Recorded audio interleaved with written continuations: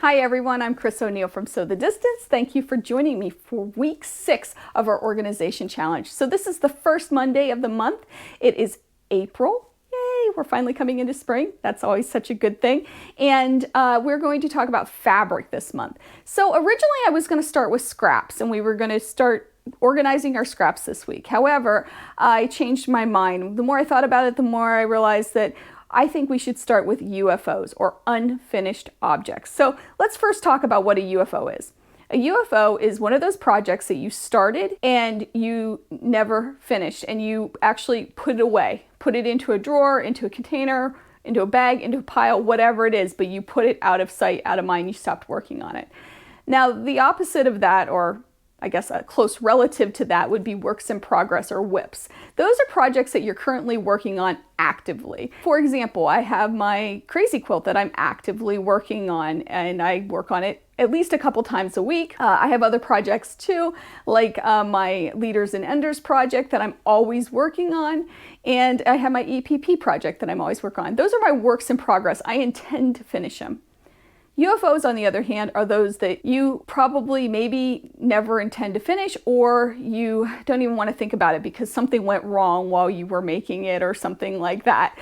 So I have a lot. I probably have at least 30 UFOs, which is ridiculous. And a few weeks ago, I talked about how the Minimal Mom said that things in your life will talk to you and have a voice and in your space, and I feel like that is the way it is with UFOs. I feel like they're always talking to me, like, you spent all this money on this project, why aren't you finishing it? And oh, you know, this would be so great if it were if only it were finished, or you need to find the time to finish this. And to be honest, some quilts just aren't meant to be finished, and if you're not inspired by them anymore, it's time for them to move on to new homes, whether it be to donate them, repurpose the fabrics into a different project, or, I hate to say it, and everybody's gonna get mad, even throw them out, because you don't need that negativity in your space.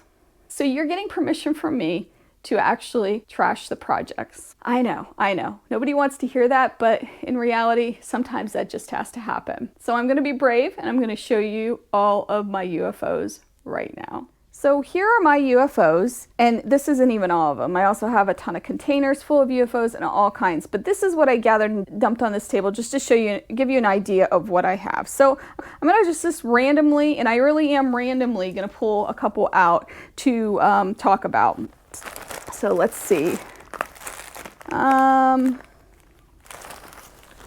Let's dig in deep here. Okay, so this is the scraps of a quilt that I made. Then I'll put a picture here of it. And I love the way the fabrics all go together. And I kept all of these scraps, and some of them are very small because I thought that I would do something with them. Now, I never did. So this is a great example of something that I'm going to go through and keep some of them and maybe throw out some of the smaller pieces and just repurpose this project, because this isn't even a UFO really, it's just a pile of fabric that was left over from another quilt. So that's really a bad example. Let me toss that over there. All right, I have this bag. I also have a quilt that matches this bag. I never put handles on it. And I do like these bags. I have another one in here, I think, that I'm holding another project that is finished. The bag is finished. So here's one of the bags. I used to make a lot of these. I'll have to find the pattern, but it's a great little tote, and it does hold, it's a great holder for a UFO. But I never finished it because I don't have any more of this fabric line for the handles. But I can find a different fabric for those handles, and this would make a really great bag to organize some of my UFOs. So this is one that I will finish. Okay, this one, let's talk about this one because this is even coming out. I bought all this fabric, cut all these pieces, you can see here, even organized it with clips, and I just didn't like the way it was turning out. So it's a flying geese block.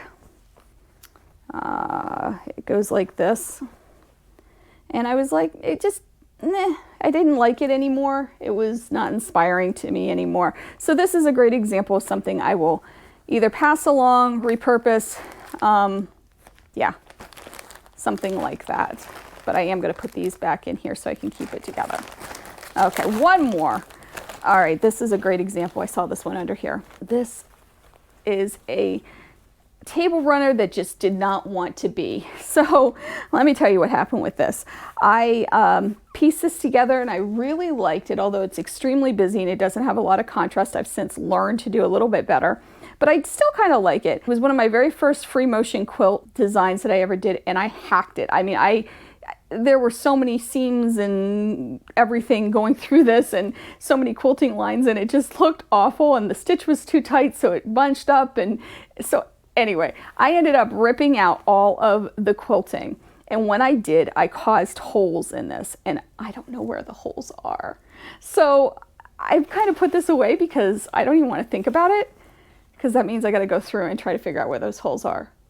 You know, or I guess I could just finish it and not worry about the holes, but I will always know there were holes in this. So that's another one that I will probably not do that with.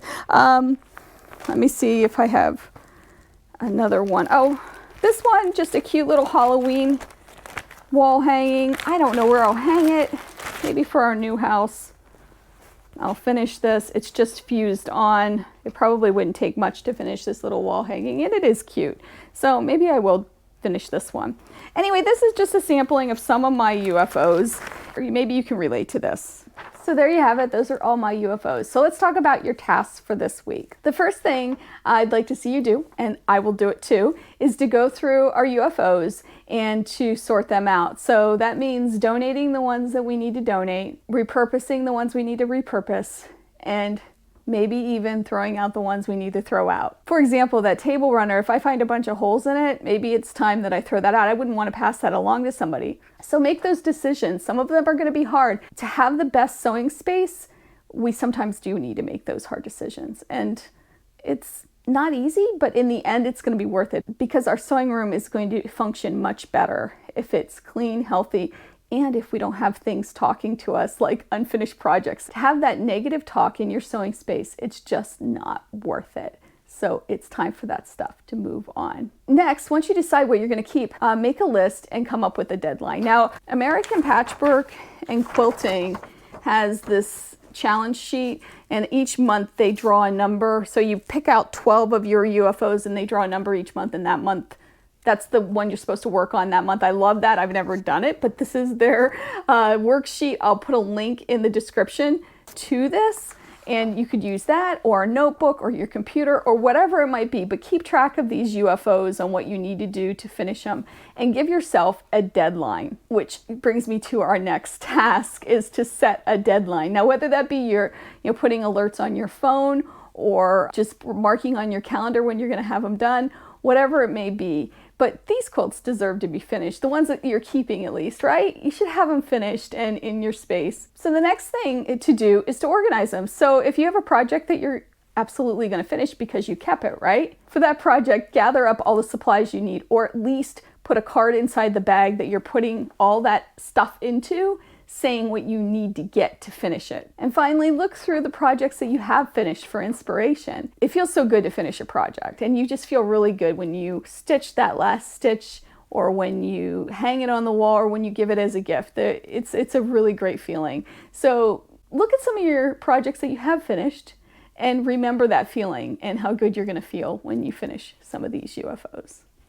Thank you so much for joining me today. I will work on this all week. I'll have an update for you next week on how it went.